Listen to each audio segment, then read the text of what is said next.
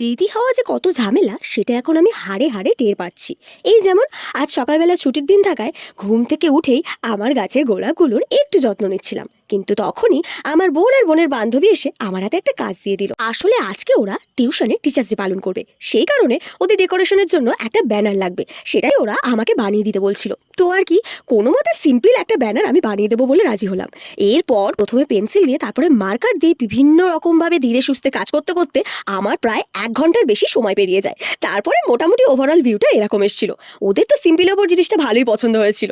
এরপর বিকেল হতে আমাকে আবার পাকড়াও করলো, বললো কেক কিনতে যাবে, আমাকে নাকি ওদের সাথে যেতে হবে। কিন্তু আমরা যখন বিকালে বেরিয়েছিলাম তখন ওয়েদারটা বেশ ভালো ছিল। তারপরে আমরা কেকের দোকানে ঢুকতেই সামনে দেখলাম কত সুন্দর সুন্দর স্পাইসি সব খাবার দাবার সাজানো ছিল। আসলে এটা ওদের একটা ট্র্যাপ, যাতে আমরা কেক কেনার সাথে সাথে এগুলোও কিনে খাই। কিন্তু আমরা সেসবগুলোকে পাত্তা না দিয়ে একটা কেক পছন্দ করে নিয়ে বাড়ি চলে এলাম। তবে এখন টিচার্স ডে উইক চলায় আজকের কেকের সাথে একটা সুন্দর লেটারও দিয়েছিল।